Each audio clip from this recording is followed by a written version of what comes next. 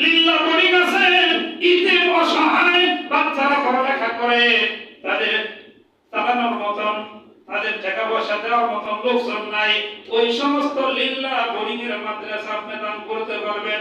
বিশেষ করে আমাদের গোপালপুরের ভিতরে সবচেয়ে বড় মাদ্রাসা বরুণিয়া মাদ্রাসা, ঠিক কিনা? তারপর আছে মজিদপুর মাদ্রাসা, এই সমস্ত মাদ্রাসায় আপনি দান করতে পারবেন। কিন্তু ছোট ছোট প্রাইভেট মাদ্রাসা আছে অনেক, এরা যদি যাকাত চায় এদেরকে যাকাত দেওয়া ঠিক হবে না। কারণ সব বাচ্চাদের কাছ থেকে টাকা নেয়, সামর্থ্যবান বাচ্চারা এখানে পড়ে, ঠিক কিনা? এইভাবে আমরা যাকাত আদায় করব, এইভাবে আমরা আল্লাহর হুকুম নামাজের পর যাকাতকেও গুরুত্ব দিব। আল্লাহ আমাদের সবাইকে তৌফিক দান করেন, যারা বলেন আমিন। আমিন। এখন সামনে আজকে হলো 13 রমজান চলতেছে, ঠিক কিনা?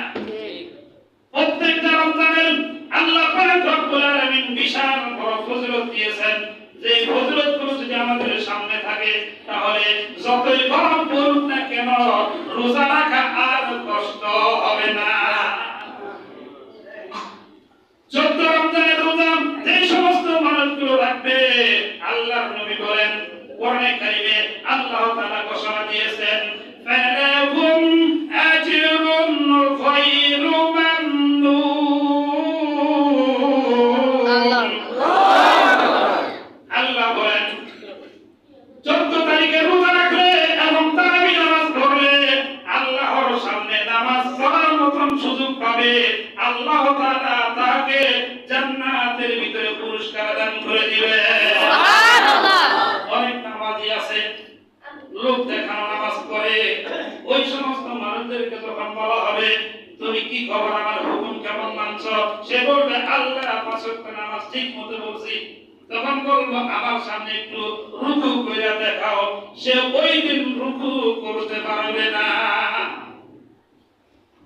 ওই দিন তার কোমর রডের মতন শক্ত হয়ে যাবে, সে আর রুকু করতে পারবে না। সে বলবে আল্লাহ দুনিয়াতে তো অনেক রুকু করছি, অনেক সিজদা করছি, আজকে আমার কি হলো, আজকে কেন পারি না?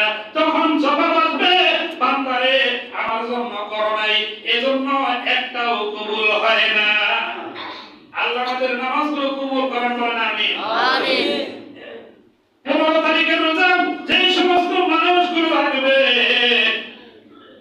আরশের ফেরেশতারা তার জন্য দোয়া করতে থাকবে, এর জন্য আল্লাহর আরশ কাঁপাইতে থাকবে।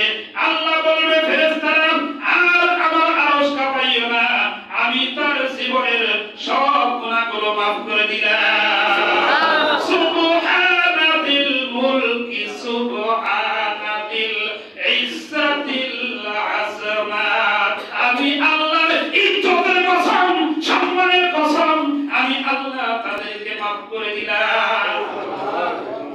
16 তারিখের রোজা যে সমস্ত মানুষগুলো রাখবে আল্লাহর ফেরেশতারা ফুলের মালা পরাইয়া তাদেরকে সম্মান কইরা জান্নাতে প্রবেশ করাইবে। সুবহানাল্লাহ। 17 তারিখের রোজা যে সমস্ত মানুষগুলো রাখবে জান্নাতের ভিতরে ওই সমস্ত মানুষগুলো সবচেয়ে দামি হবে, যারা নাকি দামি মানুষের সঙ্গে জান্নাতে যাবে। সুবহানাল্লাহ। সবচেয়ে দামি মানুষ নবীর পর হলো সাহাবায়ে কেরাম। নবীজি বলেন সাহাবীদের সাথে আল্লাহ তাদেরকে জান্নাতে ঢুকাইবে। সুবহানাল্লাহ।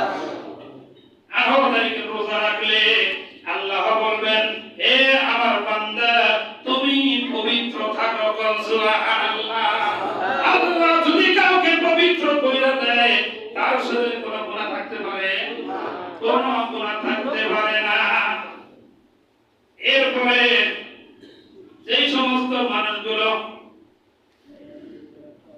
18 তারিখের রোজা রাখবেন, 19 তারিখের রোজা রাখবে, আল্লাহ তাকে জান্নাতের ভিতর সবচেয়ে বড় জান্নাত, যেটা গত সপ্তাহে বলছিলাম নাম কি?